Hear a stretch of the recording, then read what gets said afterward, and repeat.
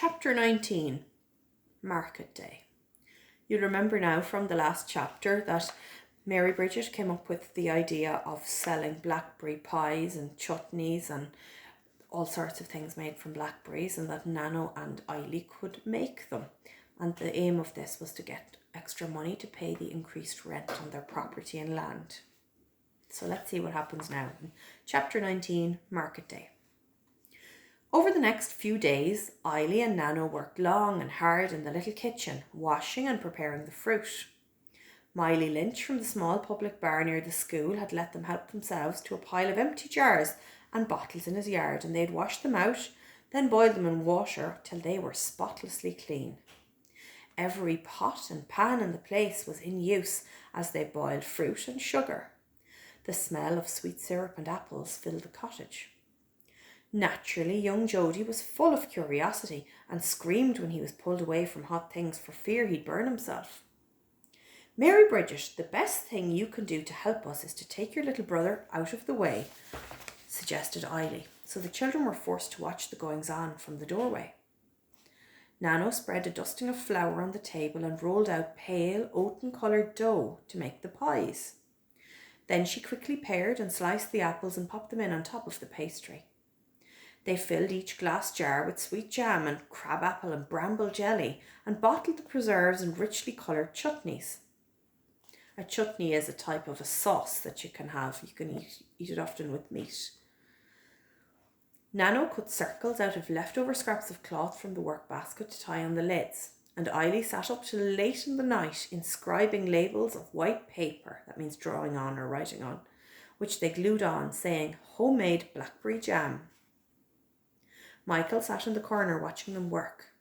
"This is just like being back at Nano and Lena's," he said happily. Eventually everything was finished, and Eily placed the jars and wide-neck bottles carefully in 2 huge straw baskets, ready for the morning. Nano had agreed to stay at home to mind Jody. Michael would stay too, to mind the horses and help Nano if she needed it. Mary Bridget and John and Eily would go to the market bright and early.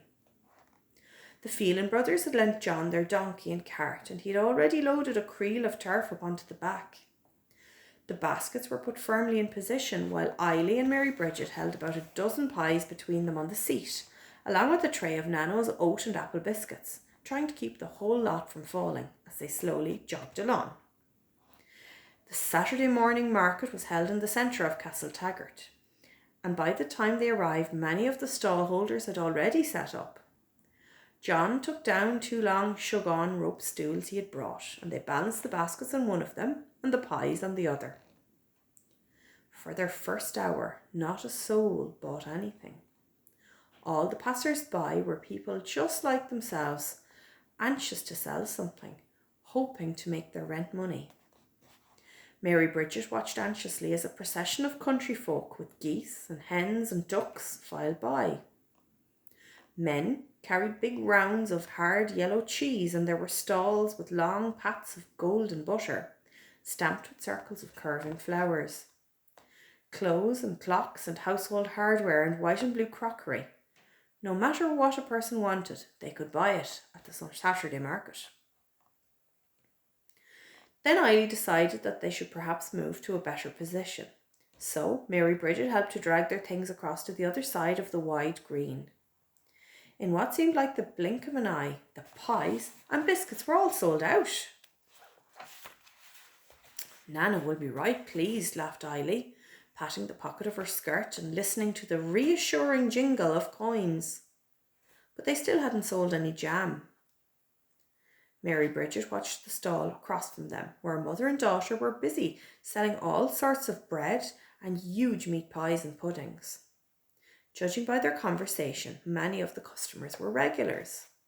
They both watched enviously as customer after customer bought.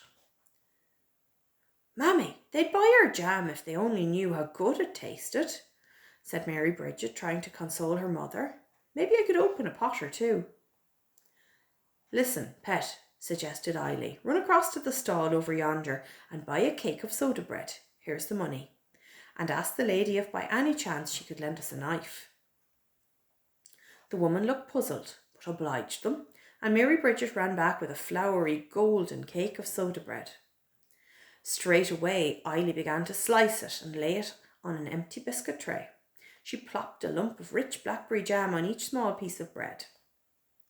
"Now, Mary Bridget, these are for our customers," she announced, and she stood in front of the baskets and offered the slices to any passer-by who looked like they might be customers.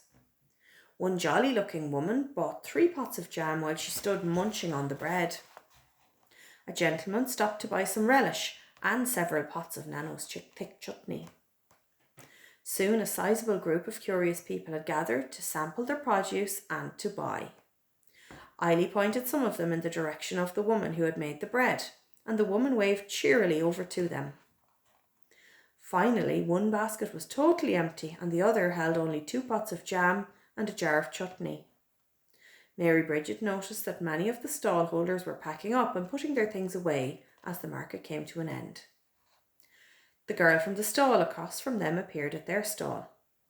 "My mammy said to give you this and to thank you for the extra custom you sent us." She handed Mary Bridget a huge meat pie.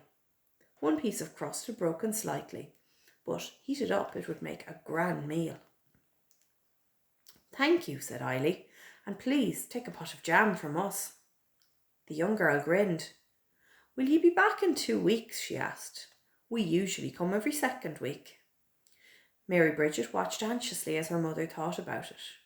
They could definitely make more jams and preserves, and Nano seemed to know the kind of confectionery, that means sweet things, people wanted to buy.